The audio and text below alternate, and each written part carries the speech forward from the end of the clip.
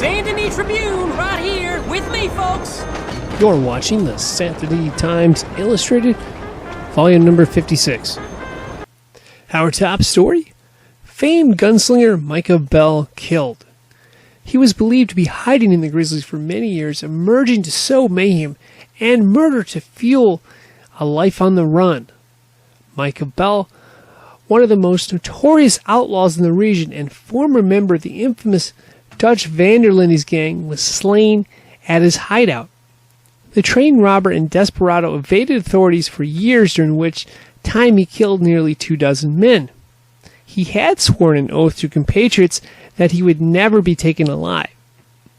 Yet, despite a concentrated effort by Rangers, Pinkertons, and local law enforcement to bring Bell to heel, it appears as if he was completely taken by surprise by former gang members who have long accused him of treachery and theft of ill-gotten gains from the Blackwater robbery in 1899.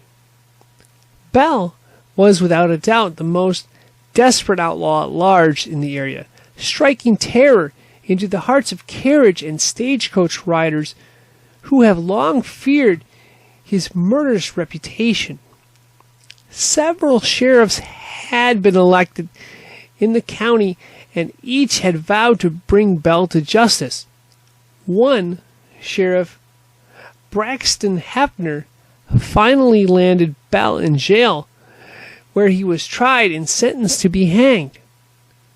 2 days before paying the price for his crimes, he broke jail and had been at large. Our next story: new railroad completed. The final ties were laid and spikes driven through to complete the Central Union Rail line stretching through New Hanover. Passengers will be able to bypass the Grizzlies, roads, and Scarlet Meadows, drastically reducing travel time.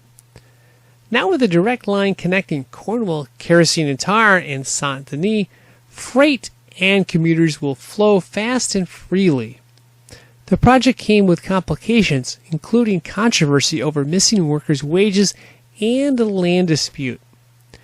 Representatives from towns such as Van Horn Trading Post and Annesburg say the new line will result in the decline of their towns.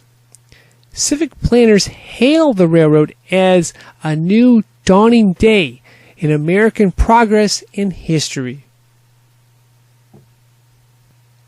In other news, cocaine use to require prescription. The governor of California has amended the Pharmacy and Poison Act, making it a crime to sell opioids of cocaine without a prescription. The new ruling was protested by several vocal advocates and users of cocaine. Man exposes medical frauds.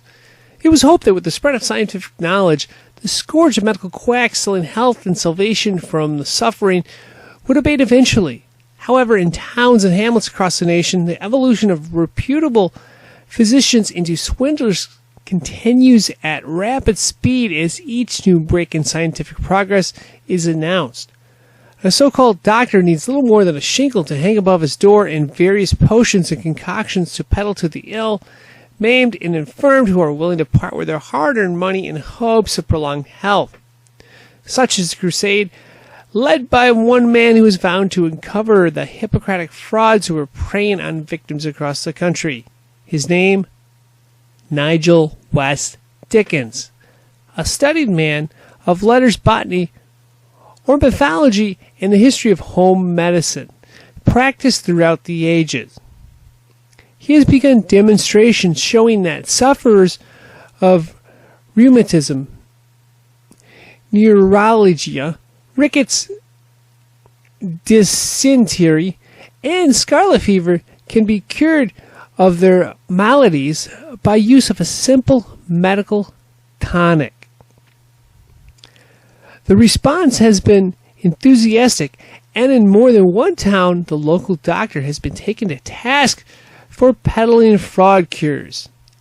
Mr. Dickens plans in the coming years to take his message on the road and root out charlatans and purveyors of false science. Our next story, Valentine Hotel quarantine. Man feared contagious. More death than discovered comes as a result of disease of the bowels, from constipation to diarrhea to dysentery, than almost any other cause. It can reflect a disorder of the liver, kidney derangements, dyspeptic condition of the stomach, piles, or bad blood. No person knows the discomfort and agony of bowel disease more than Harville Presley, a resident of the Valentine Hotel for more than 9 years. Visited by numerous physicians and specialists, Mr. Presley scarcely leaves his residence at the hotel, one that he made permanent years ago once the onset of the disease began. The son of a wealthy mining family, Mr. Presley took refuge in the Valentine Hotel, feeling pain after eating at a church potluck supper. The daily plague of sharp, spasmodic gripes of the bowels soon resulted in Mr. Presley living very much like a hermit, summoning doctors and literature and trying to diagnose the cause of his maladies. For reasons of safety, his room is under quarantine and other guests are placed in lodging in other areas of the hotel so as not to be subjected to the auditory distress of his complaints. And that wraps up this edition of the St. Denis Times-Tribune, number 56. Be sure to pick up a copy when you get a chance from one of our newspaper vendors. As always, thank you for watching.